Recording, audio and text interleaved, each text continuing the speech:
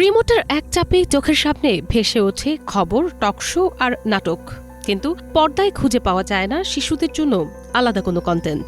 দেশে অর্ধশত ছুঁই ছুঁই টেলিভিশন চ্যানেল থাকা সত্ত্বেও প্রশ্ন উঠেছে, জাতির ভবিষ্যৎ শিশুদের জন্য আসলে কতটুকু জায়গা রাখা হয়েছে? দেশে বর্তমানে প্রায় ৪২টি টেলিভিশন চ্যানেল নিয়মিত সম্প্রচারে থাকলেও শিশুদের জন্য মানসম্মত ও পরিকল্পিত অনুষ্ঠান খুবই সীমিত।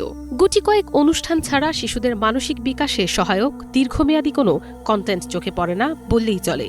সম্প্রতি বাংলাদেশ সংবাদ সংস্থা বাসসের এক প্রতিবেদনে উঠে এসেছে এমনই তথ্য।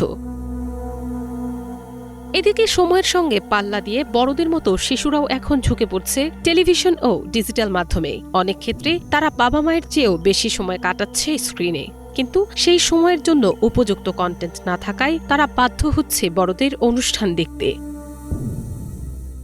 বিশেষজ্ঞদের মতে, শিশুদের জন্য আলাদা করে নির্মিত গেমস, অ্যাপস বা টেলিভিশন অনুষ্ঠান না থাকায় তাদের মানসিক বিকাশ বাধাগ্রস্ত হতে পারে। কারণ শিশুরা অনুকরণ প্রিয়, পর্দায় যা দেখে তা বাস্তবেও প্রয়োগের চেষ্টা করে।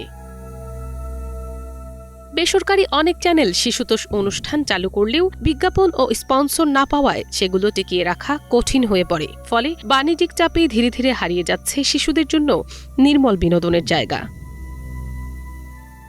প্রশ্ন উঠেছে, বাণিজ্যের দোহাই দিয়ে আগামী প্রজন্মকে কি আমরা শেকড়হীন সংস্কৃতির দিকে ঠেলে দিচ্ছি, নাকি এখনই সময় শিশুদের জন্য মানসম্মত কন্টেন্ট তৈরিতে নতুন করে ভাবার?